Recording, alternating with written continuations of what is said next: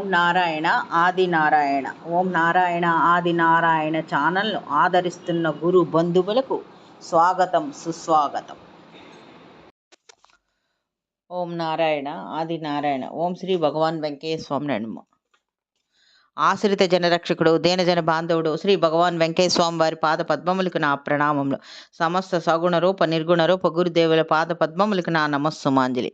అవధూత శ్రీ భగవాన్ వెంకయ్య స్వామి వారి అనుగ్రహంతో, సమస్త గురుదేవుల ఆశీస్సులతో శ్రీ మొగల్చర్ల దత్తాత్రేయ స్వామి వారి లీలా వైభవం. ఓం శ్రీ గణేశ నమః. ఓం శ్రీ సరస్వ. ఓం శ్రీ గురుభ్యో నమః. ఒకసారి శ్రీ మొగల్చర్ల దత్తాత్రేయ స్వామి వారి మందిరానికి ఒక కుటుంబం వచ్చారు. 5 సభ్యులను ఒక కుటుంబం వచ్చారు. వచ్చి సిబ్బందిని అడిగారు, మాకు రూమ్ దొరుకుతుందా అని సిబ్బందిని అడుగుతున్నారు.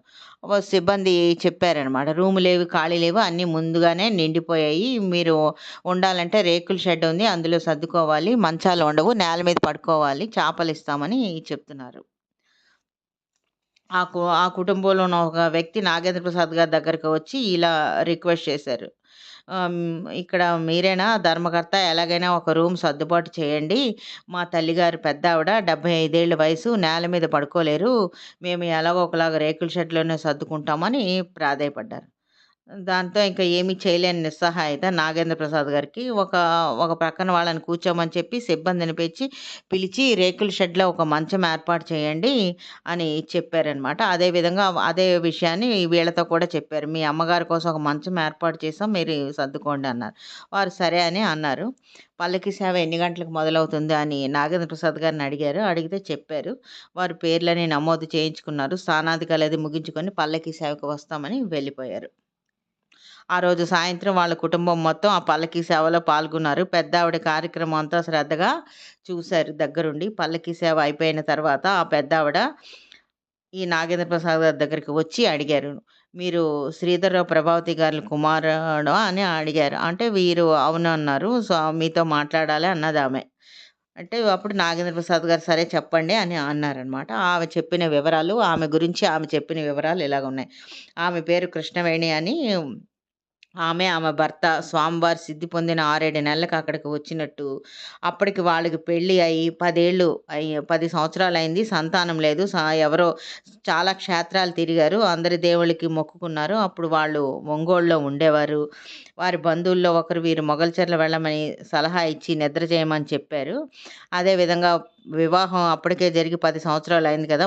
మొగల్చర్ల దత్తాత్రేయ స్వామి వారి సిద్ధి పొందిన 6-7 నెలలకు జరిగిన సంఘటన ఇది. అక్కడికి ఆవిడ కృష్ణవేణి గారు వారి భర్త వచ్చారు. అప్పుడు వచ్చినప్పటికీ స్వామివారు తల్లిగారు వెంకట సుబ్బమ్మ గారు కూడా అక్కడే ఉన్నారు. వారు పావని శ్రీధర్రావు గారు నిర్మలా ప్రభావతి గారిని కలిశారు. కలిసిన తర్వాత ఇలా నిద్ర చేయాలని వచ్చామని చెప్పగానే అప్పుడు రూములు అవి ఏమీ లేవు, ఇన్ని వసతి సౌకర్యాలు లేవు. దాంతో ఈ వెంకట సుబ్బమ్మ గారు వారి రూమ్లోనే ఉండమని ఈ భార్యాభర్తలకి వెంకట సుబ్బమ్మ గారి రూమ్లోనే ఉండమని చెప్పారు. అదేవిధంగా స్వామివారి తల్లిగారితో వీరికి ఉండే అదృష్టం వారికి కలిగింది. ఆ పూటకి వెంకట సుబ్బమ్మ గారికి వారికి అమ్మగారు ప్రభావతి అమ్మగారే ఇంటి నుంచి ఆహారం పంపినట్లు వివరించారు. వారు ఆ రోజు రాత్రి స్వామివారి మందిరం దగ్గరే నిద్ర చేశారు. నిద్ర చేసినప్పుడు ఈ మండపాలు ఏమీ లేవు కదా, ఒక తాటాక పందిరి మాత్రం ఉంది. ఆ పందిరి కిందే నిద్ర చేశారు. తర్వాత మరుసటి రోజు ఉదయం పూజలు అవి చేయించుకొని వెళ్ళిపోయారు. సమాధి దర్శనం చేసుకొని తిరిగి ప్రయాణం వెళ్ళిపోయారు. తిరిగి ప్రయాణం అవుతూ ఉంటే ఈ వెంకట సుబ్బమ్మ గారు వీరి దగ్గరికి వచ్చి 2 అరటిపళ్ళు ఇచ్చారనమాట. అప్పుడు అది స్వామివారి ప్రసాదంగా వారు భావించి ఆనందంగా తీసుకున్నారు. ఆమె కాళ్ళకు నమస్కారం చేసుకొని వెళ్ళిపోయారు. ఒంగోలు వచ్చిన 3 నెలలకి ఆమె గర్భవతి అయినట్టు ఆమె నాగేంద్ర ప్రసాద్ గారికి చెప్పారు. ఆ తర్వాత వారి అబ్బాయి అన్నప్రాసన అన్ని స్వామివారి సమక్షంలోనే జరిగినట్టుగా చెప్పారు.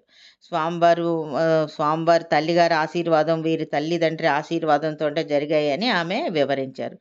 తర్వాత ఇంకొక సంవత్సరంకి ఆమె భర్తకు చండీగఢ్లో ఉద్యోగం రావడంతో అక్కడికి వెళ్ళిపోయారని, ఆ తర్వాత ఒక 2-3 సార్లు వచ్చాము కానీ ఆ తర్వాత రాలేదు అని ఆమె చెప్పారు. వచ్చినప్పుడు వెంకట సుబ్బమ్మ గారిని కలిసి వెళ్ళేవాళ్ళమని ఆమె నాగేంద్ర ప్రసాద్ గారు చెప్పారు. ఆ తర్వాత వీరు రావటం తగ్గిపోయింది. కానీ స్వామివారిని వారి ఇలవేల్పుగా వారి ఇంట్లోనే కొలుచుకుంటూ ఉన్నారు. ఇన్నాళ్ళకి మళ్ళీ వారికి ఇక్కడికి వచ్చే అదృష్టం కలిగింది. స్వామివారి సమాధి దర్శనం చేసుకునే అదృష్టం కలిగిందని చెప్పారు. ఇంకొక లీల స్మరించుకుందాం. ఈ భక్తురాలి పేరు రామకోటి సుబ్బమ్మ గారు.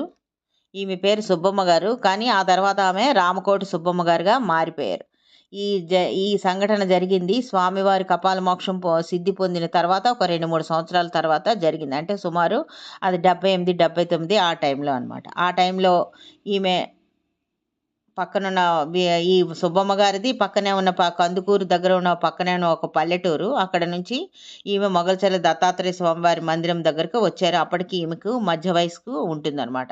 స్వామివారి దగ్గరకు వచ్చేటప్పటికి ఆమె వచ్చిన తర్వాత సిబ్బందితో ఇలా చెప్పారనమాట. తనకి చూసేవాళ్ళు ఎవరూ లేరని, స్వామివారి మందిరం వద్దే ఉండిపోవాలని వచ్చినట్టుగా ఆమె చెప్పారు. ఏదో ఒక పని చేసుకుంటూ ఇక్కడే బ్రతుకుతాను అని చెప్పారు.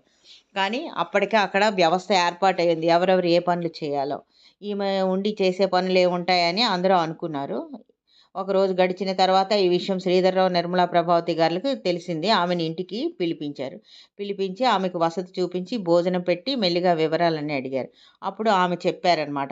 ఆమె వ్యవసాయదారుల కుటుంబం నుంచి వచ్చినట్టు, ఉన్నంతలో ఒకరికి పెట్టగలిగే స్థాయిలో ఉన్న కుటుంబం నుంచి వచ్చినట్టు, తర్వాత ఆమెకు ఆమె భర్తకు అభిప్రాయ భేదాల వల్ల మనస్తాపం చెందినట్టు, ఇంకా ఆ సమయంలో ఆమెను వాదార్చేవారు ఎవరూ లేక ఇక్కడ దత్తాత్రేయ స్వామివారి వద్దకు వచ్చినట్టు ఆమె చెప్పారు.